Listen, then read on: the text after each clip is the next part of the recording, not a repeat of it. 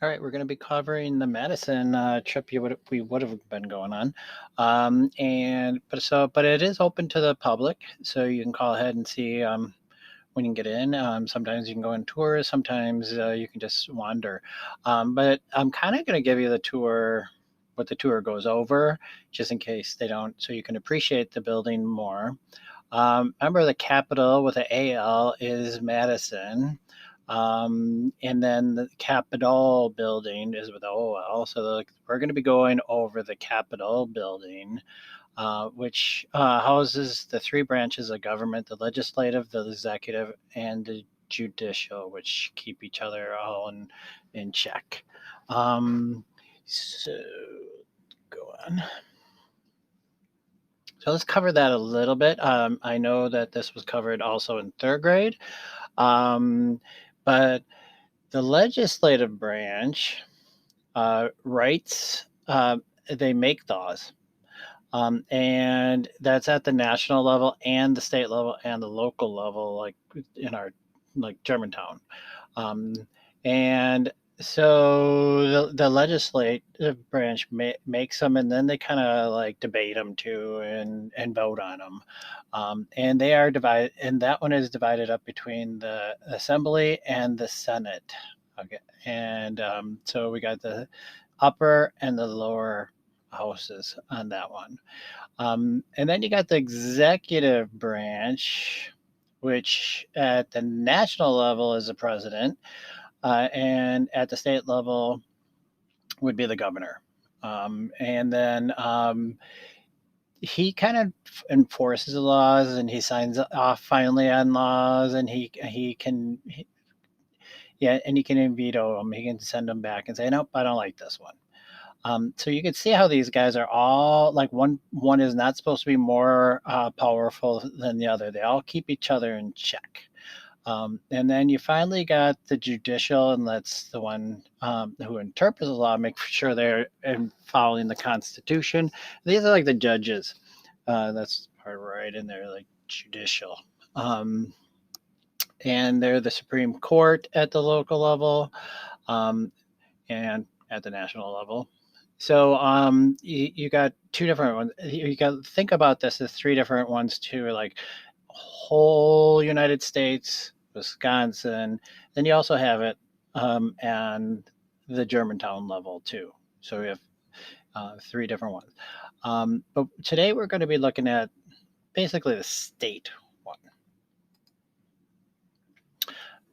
Just to back up a little bit, where Madison is located is pretty cool.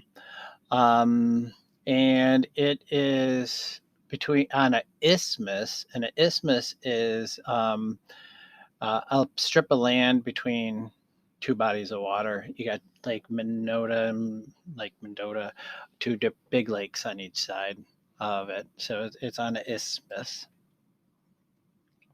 and it is the Capitol building.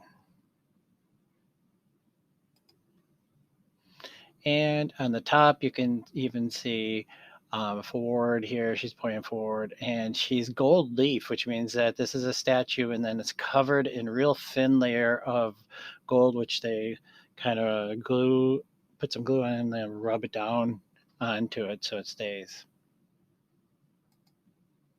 And forward here on the top of the building is supposed to be always pointing towards the Capitol building of the United States, Washington, D.C. So if you see her right here, she's pointing to our Capitol building, which all Capitals buildings are supposed to be doing.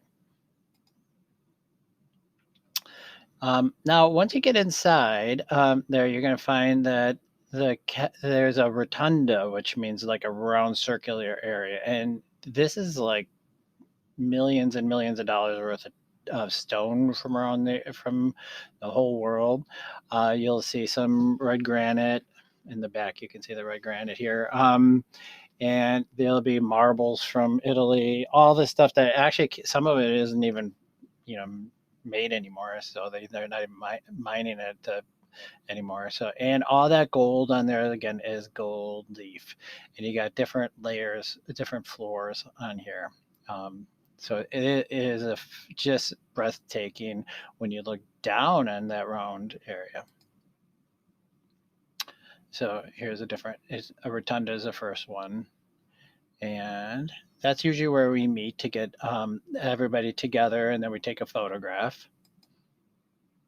But when you look up, it's even more breathtaking. So you're looking at the dome here.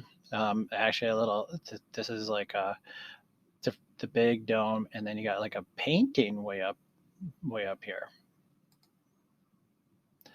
And as we do it, you got Wisconsin gold leaf. And actually, that's like a disc painting that's suspended from the dome. It's not the dome itself.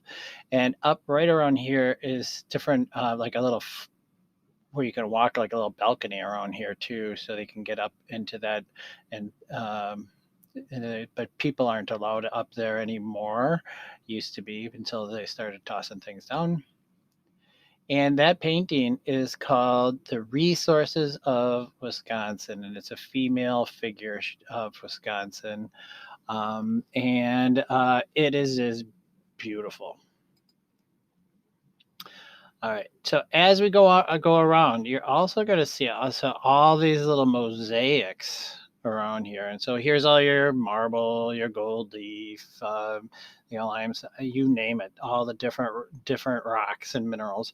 And then you have these mosaics. The mosaics are little tiny pieces of glass and stone and stuff like that, all glued together to make a piece of art. And then you're going to have some other statues. Here's the bust of Robert La Follette called Fighting Bob. He led the progressive movement a long time ago in the Senate. You'll also see the state constitution and a copy of a replica of the Liberty Bell. All right, so looking up again at those mosaics, you're going to see the branches of government, the three branches of government. So the first one is legislative, and they again write and the laws. And this guy is an older guy, kind of looks like Zeus in a way, and he has a long beard and he has a stylus. A stylus is like a writing tool, and and so he writes the laws and they debate the laws again. And then he has the Sphinx, who is a symbol of wisdom, is seated by him too. And if we remember back in mythology, the Sphinx would tell riddles to people and then eat them if they didn't get it right. And you can see a little closer of all those are little teeny pieces like puzzles put together of all different kind of colored glass and rocks from around the area. So the legislative is writing the laws. All right. So again, the next one is the government. And this guy is a young man on a staff. I don't, and powerful, sword representing power, the executive branch of government. So he is the governor. Not that it has to be a guy, but in this case, traditionally it has been. And you can see again, he enforces the laws, and he has to sign off on the laws and make sure everything's right, and then he can also veto it if he doesn't like it. And then you have the balance of scales here, the judicial branch, and this one's a woman seated on the lion thrones, because the women have been like wise, like Athena. So you're going to see a lot of like Roman Greek influences in this. And so the balance of scales, and this is the judicial. So she is the wise one sitting on a lion's throne. And then yeah, so the judges will sit there and say, well, is this law following the Constitution? They're going to interpret it. They're going to read through it and see all the legal stuff and say, does it follow our Constitution or not? And you can see more up here. Here's your lion throne. Here's the scales. And that symbol of scales like that, is like for you'll see lawyers and all that have that on there as a statue. And then the last one, there's 4 of them, and you sit there and say, "Hey, there's 3 branches. How come there's 4?" This one represents liberty, and it's a young woman again, wearing this cap. These red caps from a long time ago are popular, and then they have 2 shades of green, one for youth and hope. Remember hope. We always have hope. And in her right hand is the ballot box. So this ballot box is really important too, and it's a glass uh, one because as you remember from Stony Hill School or Pioneer Village, I should say, when you voted, it was a wooden box, and after time, what they did is people started cheating, filling that up with, and nobody knew they would have votes in there already placed, and this way with the glass one, sometimes they call these a fishbowl one. Uh, they could you could see that there was no cheating going on, so it became a way to um, have not people cheat to get their vote through. So I thought that was pretty cool when you look at liberty as just by liberty looks like as is meant as the fourth one to bind the 3 branches together. And again, you can see it there.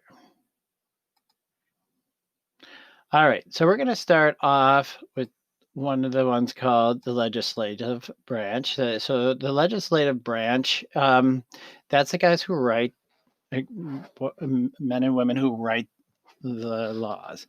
And at the Wisconsin level, it's divided up into the Assembly and the Senate. There's 99 representatives in here. This is called the lower house, and the upper house is the Senate. At 33. So it goes usually to the lower house, then to the upper house of that. And okay, and so again, they debate bills here in this room after they're written. So they debate on it and kind of vote to see if it should go on to the governor. So the executive branch. So when they're passed by both the assembly and the senate, then the governor signs it. If they're not passed, um, then it just goes back, and sometimes they have to redo it a little bit. They'll pass it if there's like changes made. And if you look at this, you're going. This again just beautiful building. And in here you got a really famous eagle, and a painting in the back. This painting is called Wisconsin, and it represents the past, present, and future of our state. And it was at a cost back then of $15,000. Today it would be worth many millions. It's actually priceless. Um, and in front of that, you have Old Abe. This is actually a replica of Old Abe, the war eagle, who in Civil War inspired the North soldiers, and he came from Wisconsin up in Eau Claire, and this is a replica because the original one who was of Old Abe was burned in fire, so he is in front. But when you look at this painting, there's a really cool called the Ghost, and every kid, even I love looking for the Ghost every year. And you'll see different things in here where here's our badger. Now, what they did is they had the Civil War soldiers here, and there was another one here, and they said, "Wait a second, how can you call this Wisconsin without having a badger on it?" And uh, so the artist had to go back in and take away one of the soldiers and then add a badger on the rock. But just like with time, whenever you cover something up, sometimes it bleeds through a little bit. And here you can see what happened is this is the old soldier right here, and I kind of highlighted it a little bit. Here's his hat, here's his brim, here's his eye. So if you look right up from when you go there, you look right up from the badger, you'll see the brim of his hat. This was the soldier that they covered up, and now he's coming through. So he's called the ghost, of the painting. And you can only see them at certain angles too. So it's kind of like you're looking and then you can't see them, and then oh yeah. Best thing is to do, look at the badger, go straight up, right by this guy's elbow.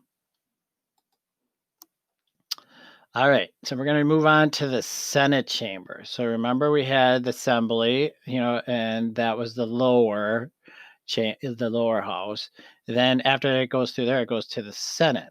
Okay, so they got their chamber here too. And again, they didn't skimp on our Capitol building is like amazing. And it's worth many billions of dollars right now.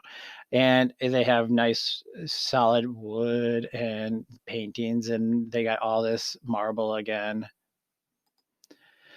And the Senate meets to vote and discuss bills that were passed from the assembly up to them. And again, if they sign off on it, it goes to the governor. Look at even the window, like an oculus here too. It looks like an eyeball. That's all stained glass up on there to light through to save money, because back then, it was with electricity, and even before that with candles. If you get a lot of natural light to come through, it saves a lot of money, and it looks beautiful. Now in the back here, you're going to see a painting again. It's called "The Marriage of the Atlantic and the Pacific," and you can see, that the two are coming together. That's because the Panama Canal joined those two oceans, and just a year before and the Capitol wing opened in 1913, just a year before the canal did. So they kind of made a big one with the Atlantic and Pacific over there joining them. You can see them being married right here, and you can see more right here, and you can see a lot of like the Greek and Roman influences, but they had, like here's Hermes delivering, and here's like Athena with the olive branch doing peace. Um, so you do have the two coming together. All right, and then there's another part here called the North Hearing Room. This is for the legislator to do public stuff. So if they have to go and talk about things to the public, like on TV, or people can come in and listen, this is where they do it. And I'm just going to point out again, look at the stained glass on there, on the roof or the ceiling again, to let the natural light in. It's just beautiful. Now, this one has modes of transportation on it through the time. So you can see here's a travois on a horse. So this is some of the starting transportation with horses. And then you move to like canoes. And, this is like when the French would come in of Wisconsin. And then we had stagecoaches a little later on. And then this one here, where automobiles, more modern time, steamships and trains here. So you got more of the industrial kind of things with engines. And so even cool, you can find fossils through this room. Has tons of fossils with fossiliferous limestone on here. So it's awful. Here's an ammonite. Ammonites are all over in there. And there's even an ammonite on one of the steps too. So it's pretty cool. You can everybody stops and looks, or it's a star. Maybe it's a starfish.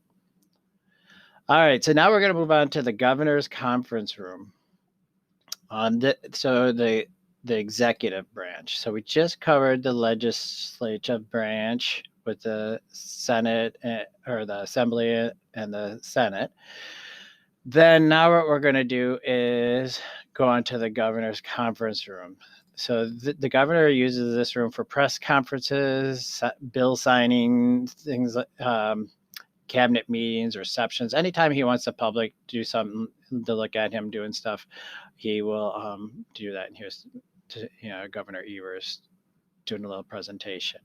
And when in our tour, you get to usually sit down on these chairs, and there's chairs around too. But look at all the art prints when you go around too. The art is phenomenal. And before you get into that, you actually get to go and go through. And this is a Badger from the USS Wisconsin before it got scrapped. They took off this Badger and put it here. And now, if you rub the nose of the Badger, um, even with your elbow, I would say try to do that with your elbow now. And you get good luck. Here's Joey rubbing it for good luck. Now, it's kind of like a tradition before you enter the room, you rub his nose. And when you get in, you're going to see all kinds of solid wood furniture, the flags, and all these art prints. And even on the ceiling, there's art prints, priceless art prints done. And you even have a painting of one of my favorite great scientists from Wisconsin, Increase Allen Lapham. He studied geology, meteors. He did all kinds of, like plants. He studied, and he was considered for the Wisconsin's first great scientist. And he even came up with the U.S. Weather Service too. So he came up. He did it all. He was pretty cool. And then you can sometimes they'll allow you to go into the governor's office. I've never been in there. I got to peek in a couple times, but in there you'll see a portrait of Old Abe, a reproduction of the original flag, and then reproduction of the from the Vietnam Memorial in Washington D.C. a statue of the three servicemen. So it's it's pretty cool. I've never been in it though because a lot of times it's closed because he's there. And now we're going to move on to. So we already covered the legislative and the executive. Now we're going to do the judicial, and the judicial go into the Supreme Court. And again, they're going to interpret those laws. So once it gets through the legislative and goes to the executive, and so the governor signs off on it and says, "Yep, okay, I like it." Then they send it to this branch to say, even if you wrote it and it makes a lot of sense and it's going to benefit us, but it still has to follow the Constitution. So they are 7 justices who sit on the Supreme Court, and they're elected to a 10-year term, and they sit in this cool room. And there's more art and all kinds of furniture and stone, priceless stone all the way around. Okay, so then those murals are super important. So if you look right up here, the mural painting illustrates the 1787 signing of the United States Constitution in Philadelphia. So important parts of our history. You can see it right there. And also for Wisconsin, the painting, like this is Chief Oshkosh, the city of Oshkosh was named after him, of the Menominee tribe in 1830. He was accused of killing an Indian, and he was brought before a trial. So this is the first Wisconsin trial. So that he was accused, and there at that time, there was James Duane Dottie, who is the judge sitting here listening to both sides to see what happened. And here it is, even closer up. Also, that goes back into the signing of the Magna Carta from England. And this is an important document here. Here's King John. He was forced to sign this document that says your kings are not to be looked at as better than the people. And that's the Magna Carta. And that's something we kind of, the United States based us off. Like the president isn't above everybody. Yes, he's powerful, but he can't be, he can't just rule everything. And you could see like the church was on this side, and then the soldiers and all this stuff are on this side, and the soldiers actually forced him to sign it. They said, "No, you're being too cruel," and he was pretty cruel. So he was being mean, so they forced him to sign it. Bad part, he signed it, but he didn't really live up to it. He still was kind of cruel after that. But the document, the Magna Carta, okay, is something we based the United States off of and said nobody should be more powerful than the other. And that's why even the three branches of the government came up.